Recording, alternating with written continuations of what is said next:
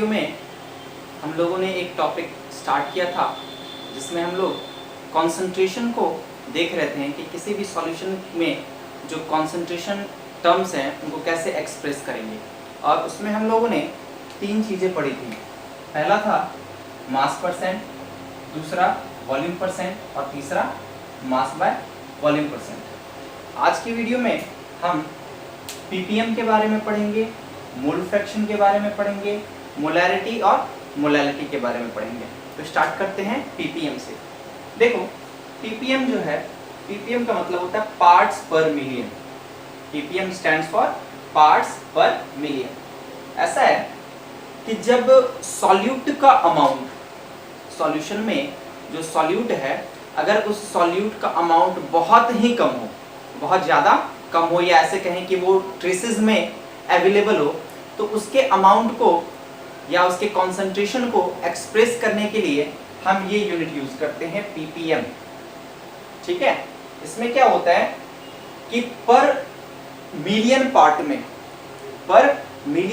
में सॉल्यूट किस अमाउंट में अवेलेबल है उसी को फाइंड करना रहता है कि 1 मिलियन पार्ट में सॉल्यूट का जो परसेंटेज है, सॉल्यूट का जो कॉन्सेंट्रेशन है वो कितना है, 1 मिलियन में कितना पार्ट सॉल्यूट अवेलेबल है। ठीक है, this concentration term is used when the solute is present in very less quantity. जब सॉल्यूट बहुत ही कम अमाउंट में अवेलेबल हो, या ऐसा कहें कि ट्रेसेस में अवेलेबल हो, तब हम लोग पीपीएम को इस्तेमाल करते हैं। It may be defined as the number of parts by mass of solute per million parts by mass of the solution। यानी कि पर million 10 to the power 6 part में, 10 to the power 6 पार्ट में कितना पार्ट सॉल्यूट का है, इसी को एक्सप्रेस करने के लिए हम लोग पार्ट्स पर मिलियन को यूज करते हैं।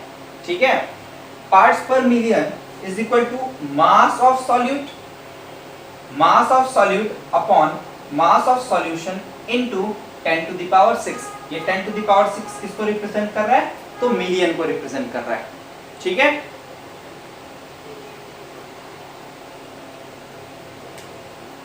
जो हमारा नेक्स्ट कॉन्सेंट्रेशन टर्म है वो है मोल फ्रैक्शन।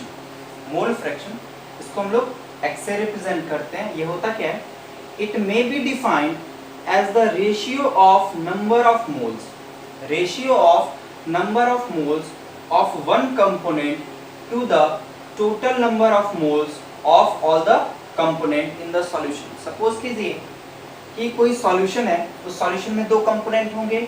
एक होगा मान लिया A, ये क्या है, सॉल्यूट है, ये सॉल्यूट है, और इसके साथ में क्या होगा, सॉल्वेंट होगा।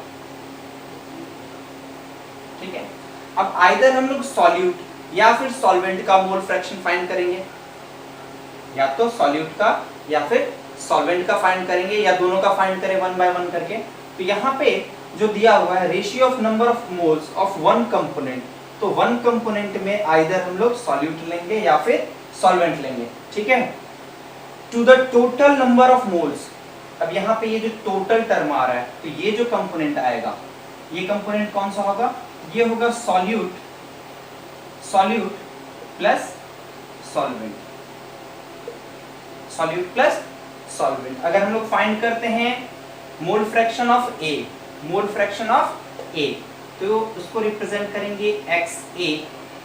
ठीक है, तो mole fraction of A is equal to क्या मिलेगा हमें, तो number of moles of A, number of moles of A, A यहां पर क्या है, सॉल्यूट है, number of moles of A upon number of moles of A plus number of moles of B। यानी नीचे में हम लोग को क्या लेना है, सॉल्यूशन लेना है, ऊपर में कोई एक कंपोनेंट। ऐसे ही अगर हम लोग B का फाइंड करें तो क्या आ जाएगा, NB upon NA plus NB।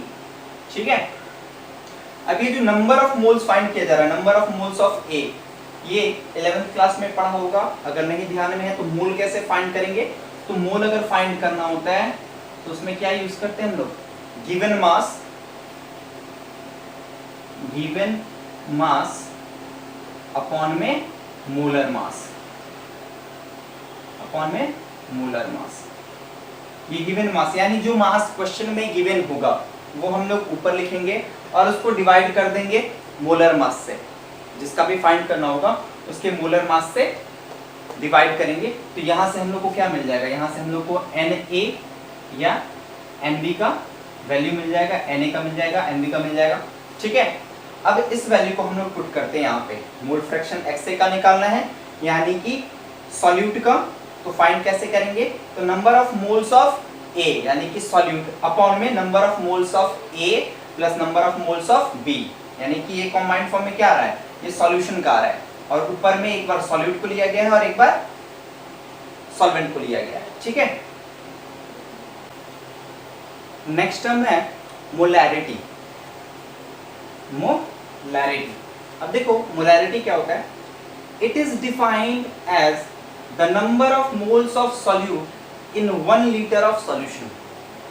1 litre of solution यानी 1 लीटर कोई सॉल्यूशन है उसमें कितने मोल सॉल्यूट अवेलेबल है, 1 लीटर सॉल्यूशन में कितना मोल सॉल्यूट अवेलेबल है, इसी को हम लोग एक्सप्रेस करते हैं मोलैरिटी के टर्म में। क्या मिल जाएगा, मोलैरिटी जिसको एक्सप्रेस करते हैं कैपिटल M से, molarity is equal two moles of solute, moles of solute upon में वॉल्यूम ऑफ सॉल्यूशन। ये जो वॉल्यूम है, ये वॉल्यूम हम लोग को किस में लेना है, लीटर में लेना है। ऊपर में क्या है, मोल्स ऑफ सॉल्यूट अपॉन में volume of solution in litre. ठीक है, और इसका जो यूनिट आएगा वो क्या आ जाएगा, मोल पर लीटर। फिर से देखेंगे, it is defined as the number of moles of solute. इसके पहले वाले में भी हम लोग फाइंड कर रहे थे क्या, number of moles of solute और number of moles of solvent. तो यहाँ पे हम लोग क्या करना है, मोलैरिटी के लिए भी मोल्स ऑफ सॉल्यूट फाइंड करेंगे और उसको डिवाइड कर देंगे वॉल्यूम ऑफ सॉल्यूशन से, और इस वॉल्यूम को किस में लेना है, हम लोग को लीटर में लेना है। यूनिट क्या आ रही है, तो मोल पर लीटर। क्लियर है। नेक्स्ट है मोलैलिटी।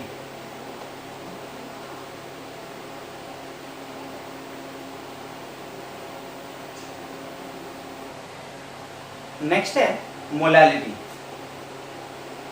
मोलैलिटी क्या है, तो ये भी मोलैरिटी की तरह ही है, इसमें बस चेंज आ जाता है कि जो हम लोग अपॉन में सॉल्यूशन ले रहे थे वहां पे क्या आ जाएगा, सॉल्वेंट आ जाएगा और सॉल्वेंट का मास लेंगे। ठीक है, यहाँ मास ऑफ सॉल्वेंट आएगा जो कि केजी में होगा, और इसके पहले क्या आ रहा था, volume of solution in litre. तो देखिए मोलैलिटी क्या है, it is defined as the number of moles of solute present in 1 kg of solvent. Confusion मत होने देना, यहाँ पे सॉल्वेंट आ रहा है, बाकी सारे में हम लोग देख रहे थे वहां क्या आ रहा था, सॉल्यूशन आ रहा था, बट इस जगह पे क्या आ रहा है, सॉल्वेंट आ रहा है। यानी moles of solute upon mass of solvent in KG, और इसका यूनिट क्या हो जाएगा, मोल पर केजी। फिर से मोलैलिटी स्मॉल m से रिप्रेजेंट करेंगे, ये रेशियो किसका है, तो moles of solute, moles of solute upon mass of solvent in KG, ऐसा यूनिट आ जाएगा मोल पर केजी। अब एक चीज और ध्यान देना है यहाँ पे, कि हमने जो भी कॉन्सेंट्रेशन टर्म्स को पढ़ा है, अभी तक जो भी कॉन्सेंट्रेशन टर्म्स को पढ़ा है उसमें से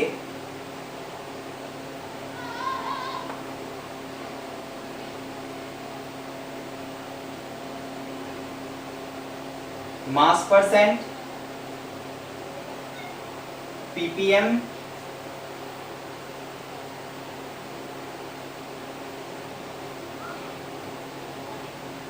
मोल फ्रैक्शन और मोलैलिटी,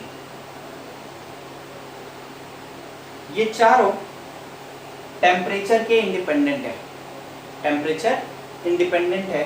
और इनके अलावा जो भी रह गया, इनके अलावा कौन कौन सा रह गया, ये वॉल्यूम परसेंट रह गया, मास बाय वॉल्यूम परसेंट रह गया, और ये मोलैरिटी। ये क्या है, ये टेम्परेचर डिपेंडेंट है। ऐसा क्यों है, क्योंकि देखो वॉल्यूम में यहाँ पे सेकंड वाले में वॉल्यूम परसेंट में भी वॉल्यूम आ रहा है, यहाँ भी वॉल्यूम है और इस वाले में भी वॉल्यूम है। और हम लोग को पता है कि जब टेम्परेचर बढ़ता है या घटता है तो उसमें क्या होता है, वॉल्यूम चेंज कर जाता है।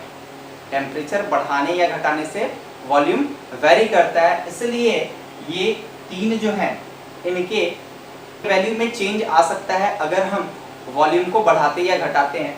बट ये चार जो हैं मास percent, parts per million, mole fraction and molality, ये टेम्परेचर इंडिपेंडेंट है, यानी टेम्परेचर बढ़ने या घटने से इन पर कोई इफेक्ट नहीं पड़ेगा। क्यों? क्योंकि मास वैरी नहीं करता है बट वॉल्यूम वैरी करता है। ये डिपेंडेंट है और ये इंडिपेंडेंट है।